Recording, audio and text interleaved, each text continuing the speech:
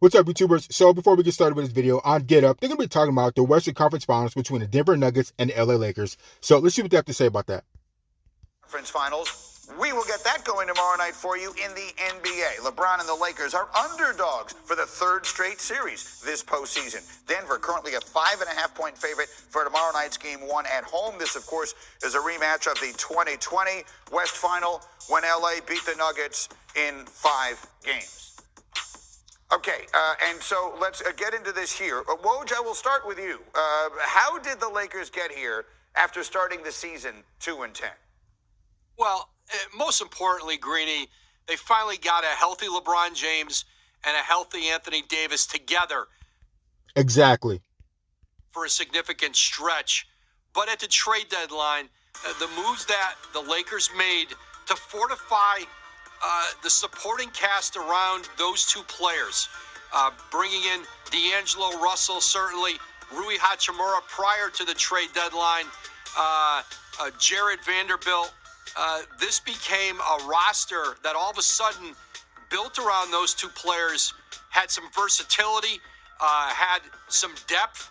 They brought in shooting. They allowed Austin Reeves to become a full-time starter, and you've seen him blossom under Darvin Ham. And just how about the work of Darvin Ham this season? I don't think it's been talked about enough. This is a coach who started 2-10, worked through a lot of adversity with this team in the locker room, held this thing together. And when Rob Pelinka brought in reinforcements for him, and again, got a healthy Davis and James, you've seen the job that Ham has done in these playoffs against a Hall of Fame coach, certainly in Steve Kerr. Taylor Jenkins, who was a close friend of his, comes from that Mike Budenholzer tree in Milwaukee, where a lot of those assistant coaches have gone on to be really good head coaches. And Darvin Ham has proven now he's one of them. And now he's in the conference final against Michael Malone and a really loaded Denver team that I think is peaked to finally break through and get to the finals. This is going to be a great, great series. Yeah, so I think one of the big keys for the Lakers is AD has to stay healthy. AD has to stay healthy, and he's going to have to get the ball rolling early, very early, and step up his defensive game, and he's going to have to show up. This dude cannot disappear during this series. Other than that, I think the Lakers should be okay. Certainly hope so. Again, we'll have all the action for you on ESPN and ABC. So let's dive into where I think this thing ultimately gets decided, Vince.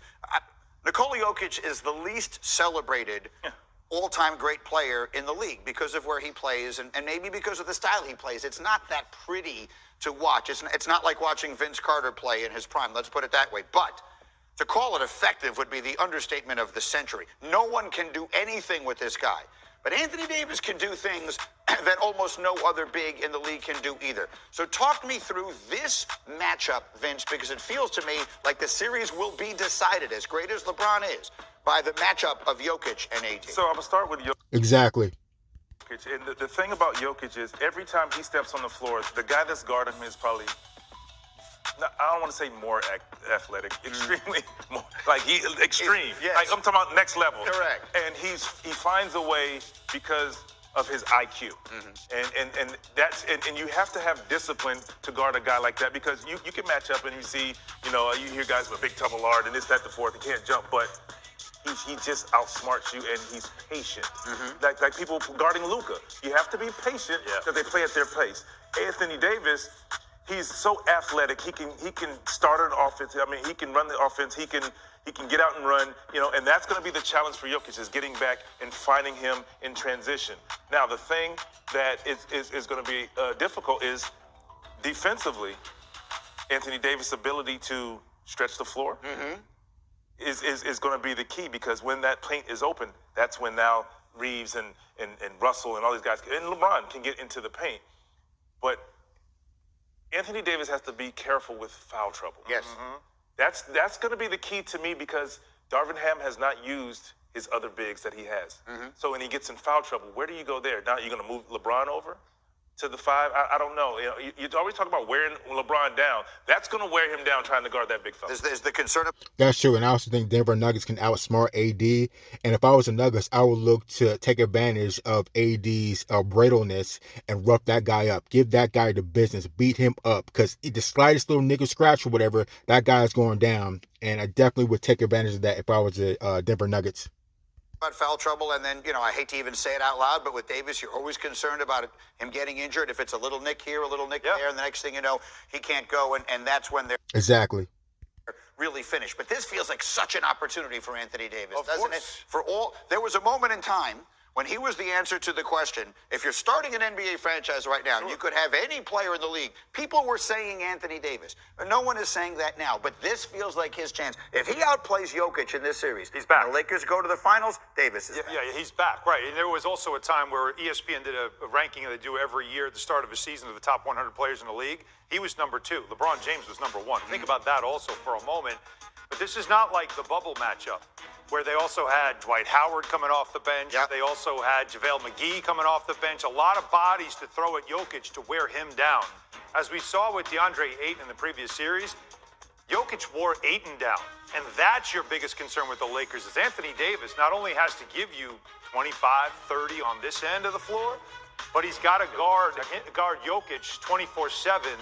And while he is big and the dad bod and all that stuff, he's slow but quick.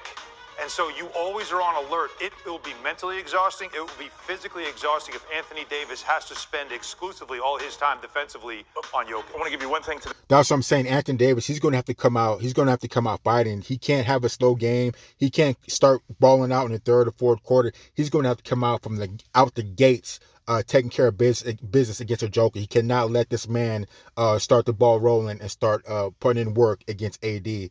And again, I would be looking to beat up AD and try to outsmart that man and run him into the ground. I don't know.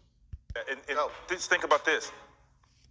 When you're guarding Jokic, you want to stay close to him. If Anthony Davis always has to go help side, swing the ball one side to the other, then this guy hits you, that's going to wear him down, and that's where I think, injuries and all that thing can occur. Look, I mean, Exactly. you see the question on your screen. The most important player in the series, Anthony Davis or Nikola Jokic? The answer is yes. The answer is it's the two of us. Seaport, we are brought to you by Nah, I would say AD is the key factor, because if that guy falls apart or doesn't take care of business, it's going to be a long run for the Lakers, a long series. Grey Goose, and we are jam-packed. Put your